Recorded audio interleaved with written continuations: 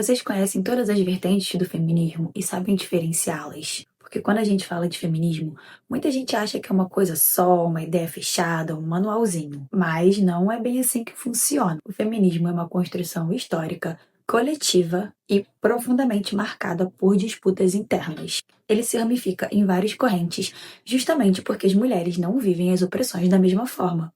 E por isso elas também não lutam da mesma maneira. Classe, raça, sexualidade, território, religião, cultura, tudo isso atravessa e molda a forma como a opressão se representa e também o modo como se responde a ela. Então, o que chamamos de feminismos, no plural, é um guarda-chuva que abriga diferentes perspectivas e propostas de transformação social. Então, vamos entender um pouquinho dessas principais correntes do feminismo. Primeiro vamos falar do feminismo liberal.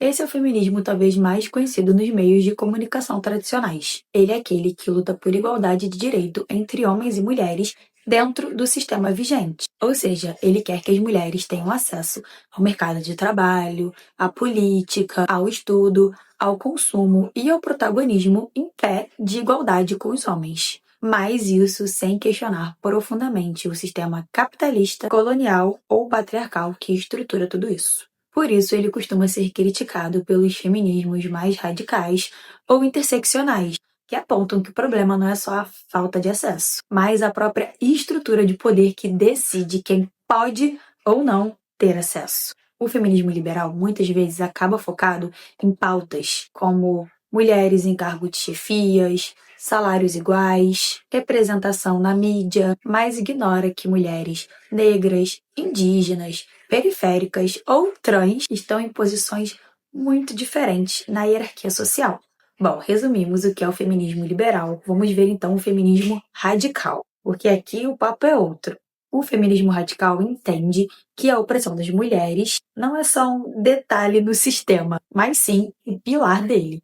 Ou seja, o patriarcado, o poder dos homens sobre os desejos, os corpos e as vidas das mulheres, é estruturante. Por isso, o feminismo radical quer desmantelar essas estruturas de dominações e não apenas modificá-las. Dentro do feminismo radical também há diferentes vertentes, tá? Há algumas mais centradas na crítica à heterossexualidade compulsória, outras nas violências sexuais, pornografia, prostituição e também na maternidade como ferramenta de controle do corpo feminino. É importante a gente ressaltar aqui que parte do feminismo radical se opõe à presença de mulheres trans em espaços feministas. E isso gera um racha político super importante dentro do movimento. Por isso, algumas dessas posições são chamadas de TERF, que são as feministas radicais trans excludentes. Algo que é extremamente criticado, inclusive, pelo feminismo interseccional, que é o que a gente vai ver agora.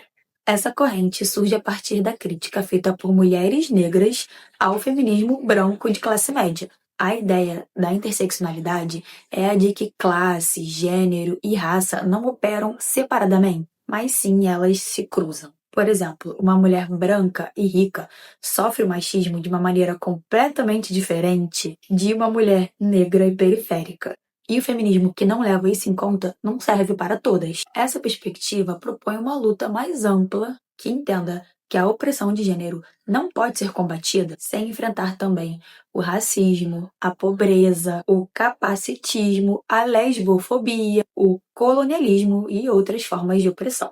O feminismo interseccional costuma ser aliado de pautas anticapitalistas, antirracistas e anti-LGBTfóbicas. Ele entende que não dá para lutar por igualdade só entre homens e mulheres, mas sim por uma transformação radical no modo como a sociedade está organizada. E aí a gente tem também ramificações do interseccional, como por exemplo o feminismo negro, que embora esteja dentro do campo ali do feminismo interseccional, é uma vertente política com base própria, enraizada na luta de mulheres negras contra o machismo, o racismo e o sexismo simultaneamente. Ele não nasceu nas universidades, mas nas práticas de resistência, nas comunidades, nos quilombos, nas periferias. Intelectuais como Angela Davis e muitas outras constroem um pensamento que denunciam como o racismo também estrutura o patriarcado. Ou seja, não é só que as mulheres negras sofrem mais, é que o modelo de feminilidade ideal é branco e burguês.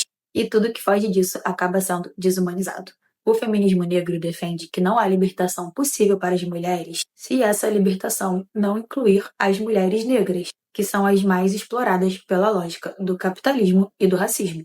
E isso exige romper com aquela ideia de uma mulher universal que represente todas, o que traz também a ideia do feminismo decolonial e indígena, que são feminismos que vêm das epistemologias do sul global, principalmente da América Latina e do Caribe, e criticam a forma como o feminismo europeu e branco impõe uma ideia única de opressão e de libertação. Mulheres indígenas e racializadas apontam que muitas das lutas feministas tradicionais ignoram as violências coloniais que suas comunidades ainda sofrem.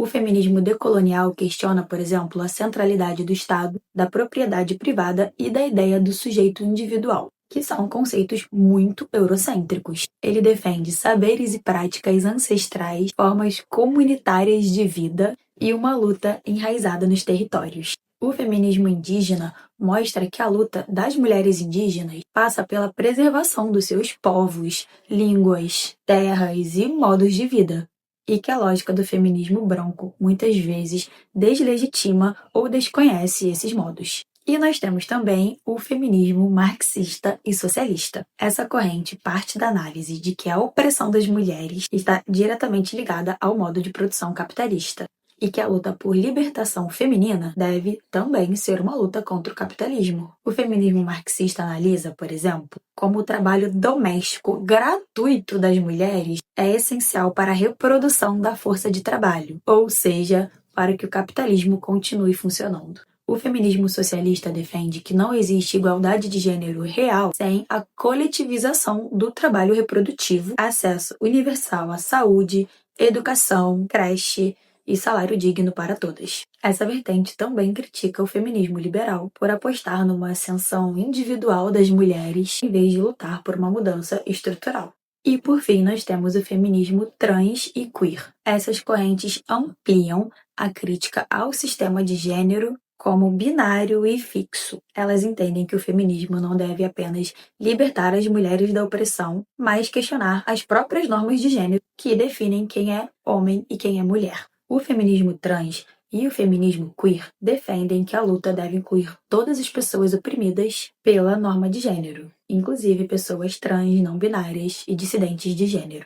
A ideia aqui não é reforçar identidades fixas, mas desestabilizar esse sistema que impõe os papéis de gênero. Mas então, qual desses feminismos é o certo? A resposta é: nenhum é certo isoladamente. E todos eles podem ser estratégicos em contextos diferentes. O importante é saber quem está sendo incluído ou excluído de cada proposta, quais alianças são possíveis e quais contradições precisam ser enfrentadas. Mas é importante deixar claro que um feminismo que não enfrenta o racismo, o capitalismo, a transfobia e o colonialismo não é um feminismo libertador para todas as mulheres. Lutar por equidade de gênero num sistema que continua explorando, atando e excluindo milhões de mulheres e dissidências é manter o problema em pé com uma maquiagem diferente. Feminismo, quando ele é ferramenta de luta, ele precisa ser radical. Mais radical no sentido de ir à raiz do problema.